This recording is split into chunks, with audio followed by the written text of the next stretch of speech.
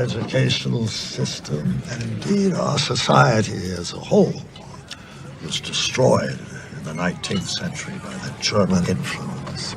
Really? Ability as a concept turned into a mechanical, empirical construct. You may be a beneficiary of this system.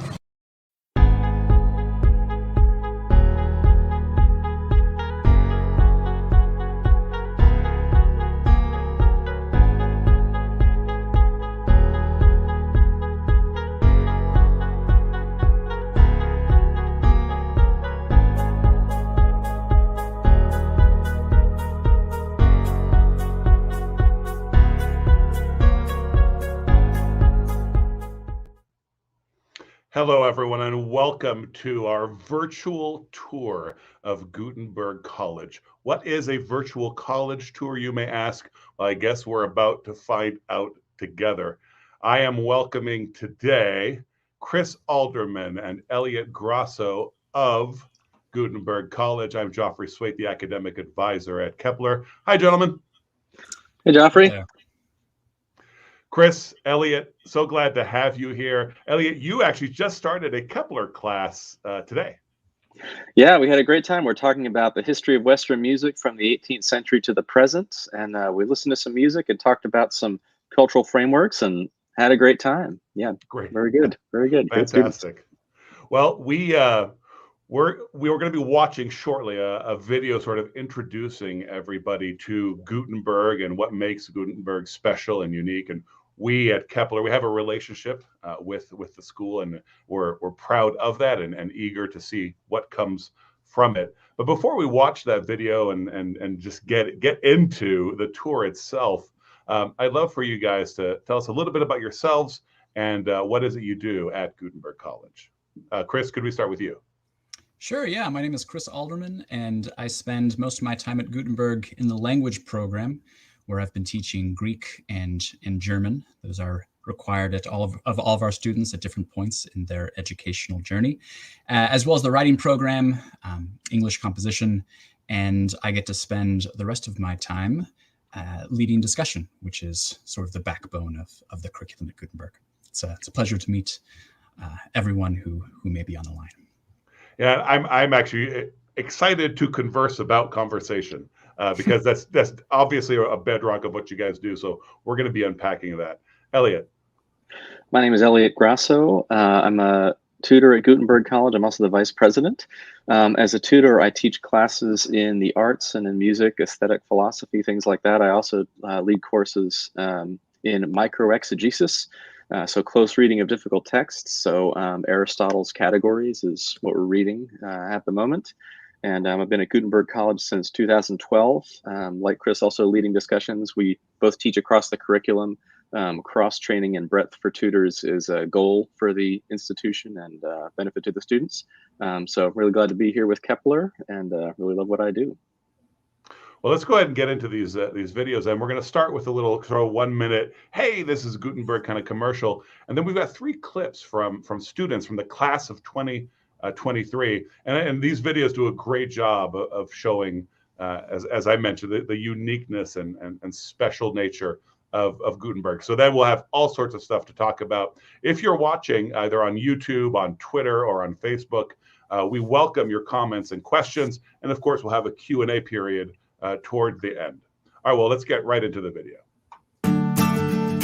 My name is Elliot Grasso. I'm the provost of Gutenberg College, where I teach on the Great Books. The Great Books are some of the most influential works that have shaped our civilization.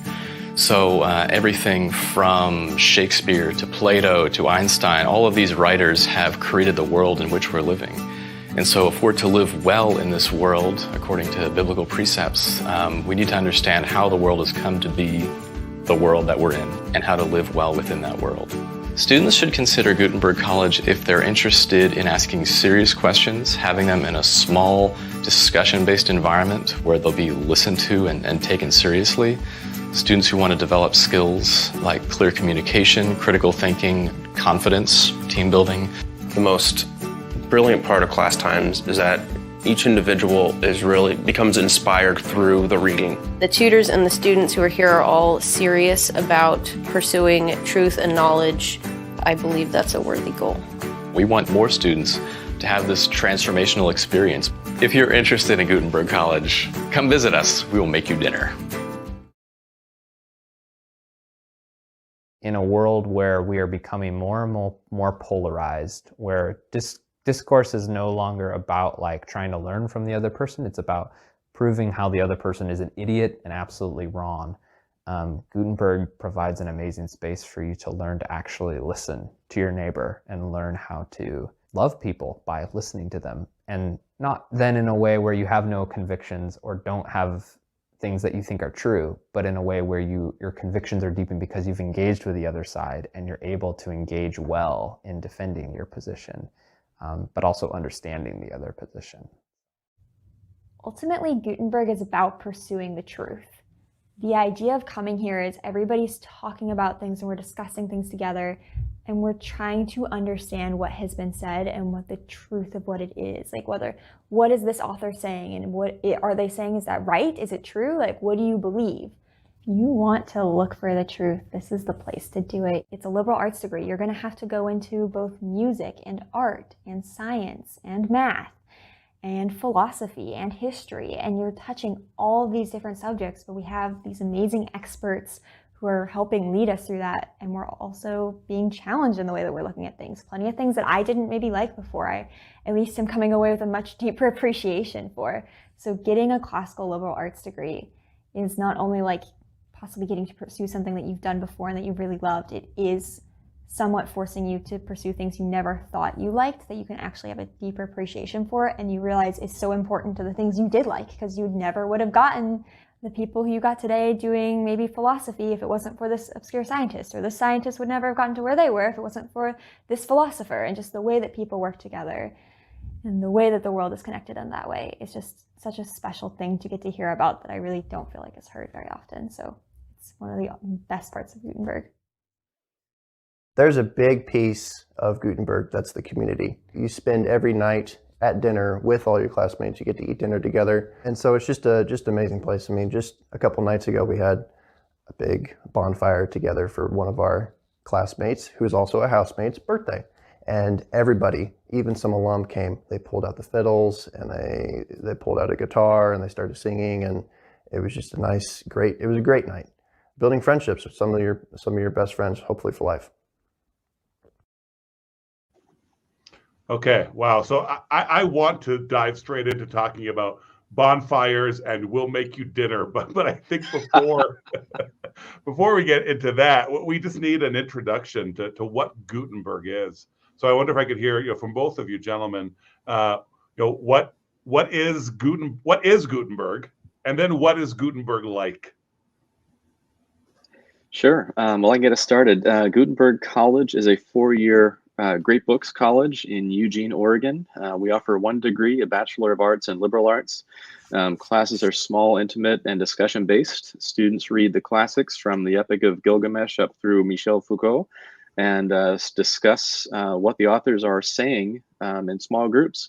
So central to the project is the message of the Bible. We believe that the Bible is true in terms of what it has to say about who man is and who God is and what is ultimately true. And within that framework of biblical truth, we discuss the biggest questions that plague human beings, for better or for worse, from what is love, what is justice, where are we going, and where have we been? So there's a start. And maybe I can add a little bit to that by talking about what it's like to be at Gutenberg. Before I began teaching here, actually, I was a member of the community. I lived at the house. We welcome non-students to live at the house. And what attracted me almost immediately was the freedom that we had in talking with each other to discuss not only our faith, which we're all able to do in our usual church communities, and not only things of intellectual interest, philosophical things, which you can do in the academy, but actually both of these side by side. And I think one of the unique things about Gutenberg is how all of our students are learning things in all of these disciplines together and relating them to one another, so that what you cover in math class, you're able to bring up in discussion later on that afternoon, relating things back to each other and putting together really a picture of the world as it is, as it was, as it might be. It's sort of amazing, all the different connections that students make, both socially and intellectually. So what sort of person should attend Gutenberg College? I mean, we've got high schoolers watching this, juniors and seniors who are thinking about, you know, this coming period of their lives. Should Gutenberg be on their list? Yeah, I would say absolutely. The sort of person who is a good fit for Gutenberg is someone who's really interested in the why questions of life. Someone who's willing to take the time to actually think about not just what should I do, but why exactly should I be doing it. Those who are interested in understanding how to navigate all aspects of life, faith, vocation, relationships, and to be interested in sort of the patterns of human nature and the patterns of history that sort of bring us into the kinds of situations that we find ourselves in. I mean, they say history repeats itself, and those who don't learn from it are doomed to repeat it. It seems to me that wisdom would suggest that to navigate the future is to understand something about the present and the past, and just the sorts of things that make us all human, make us all tick. Mm. Chris, you mentioned that you were a part of the community. So you all are there in Eugene, Oregon, home of the Ducks, the University of Oregon. And so, you know, I think you have two very different college experiences side by side, an enormous state university in a very liberal state.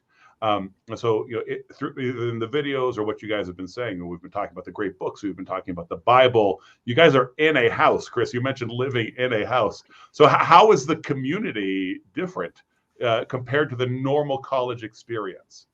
Normal, right?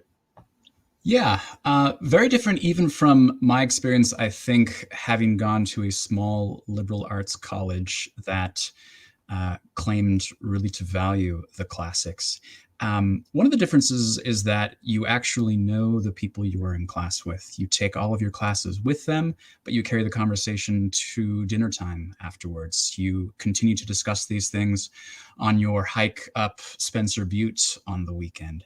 So I think the depth of your relationships, the depth of the relationships in the community is something that is just almost impossible anywhere else for all kinds of different reasons, practical reasons as well as philosophical reasons. We put a premium on cultivating relationships with each other, and really everything that we do is designed around that, designed to facilitate that. So that's another sort of thing that I think would appeal to a lot of students. Yeah. In an age maybe where it's easier to get disconnected than it might once have been. Students who are hungry and thirsty after that sort of deep relationship with others. Yeah, and I love that you're saying relationship, because, you know, when it came time for me to think about college, I did actually end up at a big state university as a homeschooler when homeschoolers were being accepted into universities, actually. So that was quite an experience in itself. But before I did that, you know, I had a couple of great book schools in mind. But what I never got from their literature was, it's not just conversation, it's relationship. And so, you know, I love how your rhetoric from you guys is, you know, so you're going to teach through conversation. Well, we know each other. That's why that works well. Yeah, I think in some ways, conversing about difficult matters becomes more difficult the better you know someone. And because you really you're in a position really to hurt the other person if you're careless. And you know what will hurt the other person. You know how to push the other person's buttons. So conversation can really only be, I think, charitable when you actually know something about the other person and can care for the person within that conversation. So I feel like the sort of discourse that we'd all like to have is only possible within the kind of community that we're trying to cultivate, and it's a great place to practice it. Well, and so since we're talking about community, and before we get into the questions that we have from folks who, so we asked for some questions before we started, and I've got several lined up for you guys. But I wanted to ask about the bonfire and about that little tagline at the end of the video: "Come visit us, we'll make you dinner." Elliot, what's up with the bonfires and the dinner? I mean, we've been kind of touching on this, but maybe describe the effect, the academic effect bonfire and dinner have.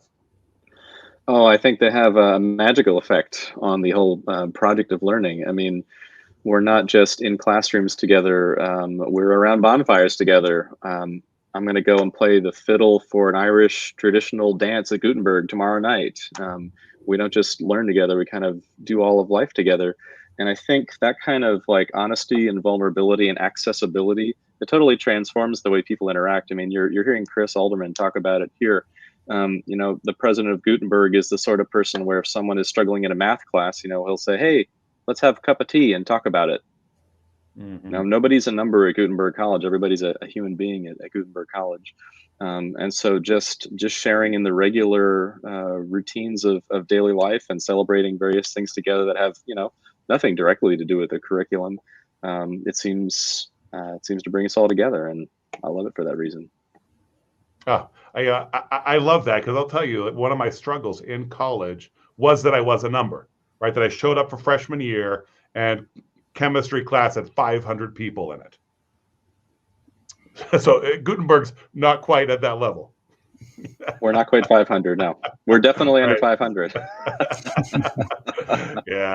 Yeah. Well, so let's get into the questions that have been sent in. One is from Daniel Fukushon here. You all have met Daniel, and he asks, or he says, that he would love to hear more about the cross-discipline tutoring teaching at Gutenberg. One of you all said cross-discipline, and immediately I thought integrated. I thought classical education. Go ahead, Chris. Sure. I think Elliot was the one who mentioned that, but one of the so discussion is very central to what we do at Gutenberg, and discussion in particular of the great books that makes up the backbone of the curriculum. But each of those discussions has to be led by one of us tutors. Now, there are so many different kinds of titles on this list of great books that no one really could master all of the disciplines that they cover. But even if they could, we feel that though we each have specialties, for instance, Elliot's specialty among his specialties is music of all different kinds. Among my specialties is language, but we feel that each of us brings something different, for instance, to the study of philosophy, or to the study of science. Someone who's looked at another discipline in a different way has fresh eyes to bring, something to contribute to the table. And also, the more we have studied other things, the more we are able to bring even to our own specialties. So we're actually, yes, as tutors, encouraged to lead discussion of every one of the great books in the curriculum at some point. So there are so many, so seldom do we actually get that chance in practice, but that's the ideal, that each of us, as well as all of our students, will have read, encountered, led discussion on all of these books, and have put together that much richer, fuller, completer a picture of, history, the human experience, the human condition, all of that. I take it as a very good sign that you guys seem incapable of talking about the faculty without immediately talking about the students, and vice versa. So, a question comes to mind that I'll actually combine with a question that was sent in, a very simple one that was sent in. The simple question that was sent in is, how big is the student body? But then, in the little videos that we played, there was the words "students are listened to and taken seriously." One of the young men, I think, might have said that. Actually, no, it was in the official Gutenberg video. It seemed an odd thing to say. Is it necessary, Elliot, to say the students are taken seriously? And then I'd love to actually just know the plain mathematics of how big is the student body. Sure, that's a great question, Joffrey. I mean, my own experience in higher education has varied from kind of we know who you are to we know very little about who you are. And I think that it's really important today that instructors like really lean into the mission that they're doing. Education changes people's minds and it ought to be taken seriously. And those who are in the process of obtaining and taking on an education ought to be taken seriously. I mean, human beings in our classrooms, they're not customers, they're souls, and the way in which one handles that process, I think, is a really big deal. So it's sort of different. The texture of education is different when you sort of work at, I don't know, I'd say how would you call it? A transactional model where you write papers and I give you grades and then we see you never again in 15 weeks. I think there's something about the economics of that really denies students kind of the full experience of what it means to be transformed in their own learning. So I think it's a really big deal and a really rare thing that students are listened to and taken seriously. At least that's been my higher education experience for the most part. Yeah. So that's why that's in there. And how big is the student body? We have 20 students at Gutenberg College this year. Fantastic. Okay.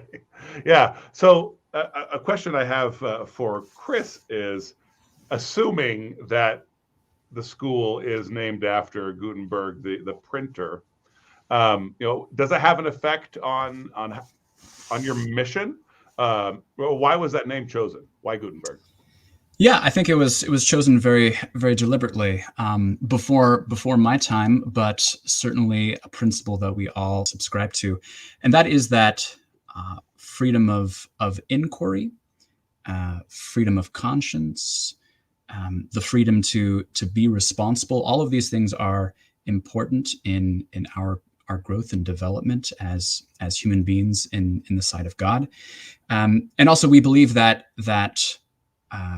the truth will prevail, that truth will out, that certainly Christianity, for example, can hold its own in the marketplace of ideas.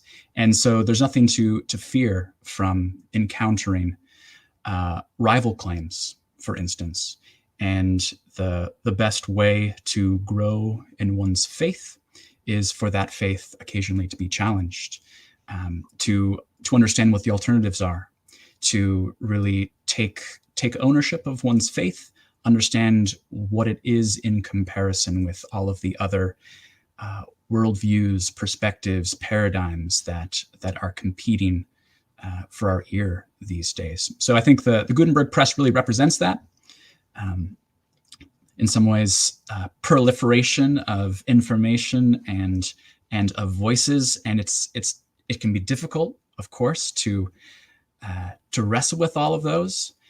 That's one of the reasons why Gutenberg College is not a total free-for-all, right? We have tutors who lead discussion and who are solid in their Christian faith, who are confident in their faith, because students do need guidance, but we do believe that it is important to come to grips with the alternatives to biblical Christianity. Yeah. Well, so I'm curious. Here's a question that would be appropriate for a registrar at a larger institution, but given that you guys know the students, any estimate about how many, like what percentage of them are homeschooled? I would say it's probably in the neighborhood of 50 to 60%. Okay. Or so, Yeah. somewhere in there. Curious for, I mean, obviously I had the whole homeschool to college experience and my kids are about to, I think, Kepler also, we primarily look at ourselves as a homeschool platform. And so I'll make this the last question before we end the video. And I really appreciate the time you gentlemen were willing to dedicate to this. But are there any, so if you think about, and Elliot, you're a little more familiar with our catalog, are there any classes at Kepler that you might suggest would prepare a student well for Gutenberg, or just generally speaking, how might a student prepare for a Gutenberg education? That's a great question, Joffrey. I would point primarily at languages, both ancient and modern. Gutenberg is certainly a project that is interested in reading. Obviously, it's a great book school, but understanding authorial intent and how communication works, both written and spoken.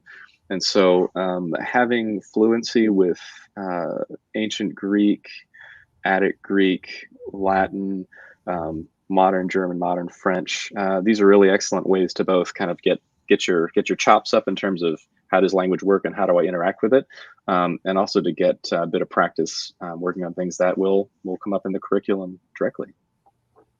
Chris, you're the language teacher. Now that Elliot has totally, like, pushed your stuff. Yeah. I mean, do you feel obligated to say that music is an integral part of this? But I'd love to hear your answer as well. Yeah, communication is important. So we might call it the reproductive side of language use, not only understanding what you're reading and understanding what other people are saying, but contributing to the discussion. So I think students could do worse than to take really seriously the opportunities they have to write as high schoolers, and to advance ideas and to understand what makes for a good argument, all the things that go into that, because it's a skill that will really serve them well, not only, for instance, if they're when they're in the English composition class, but everywhere else as well. Anytime they need to communicate to someone what their understanding of what they've read is, or contribute to a conversation that's going on, and even in the way that they contribute to a conversation, really practicing every chance you get to write, and to write in a conscientious way, I think would be really valuable. Fantastic, thank you. So as we say farewell to the audience, Chris, so we have this relationship now between Kepler and Gutenberg, and there's a grant or scholarship available for Kepler students. I would love for you to maybe close this video out by telling us about that grant, and maybe with a closing encouragement to apply at Gutenberg. Yeah, so we offer several grants for students who are interested in attending Gutenberg, in addition to the Kepler grant, which is offered to students who have recently been enrolled in a Kepler class. We offer early decision grants, for instance. The date of our normal decision in the application process is March 1st. Our late decision deadline is August 1st. We accept applications on a rolling basis. One of the things I'd like to mention in addition to these grants is that we strive to make it possible for anyone who would like to attend Gutenberg to be able to do so. We even offer zero interest loans to make that possible. We feel like finances should be no obstacle to the sorts of things that students come to Gutenberg to do. So we have a whole list of the different grants available, among them the Kepler grant, on our website if people would like the more details. And there are links below this video that you're watching right now, so you can hop directly from here to the Gutenberg website. I encourage you to do so. Thanks for participating, everyone who's been watching. And gentlemen, thanks so much for the visit. Thanks, Joffrey. Thanks so much, Joffrey. So long, everyone. God bless.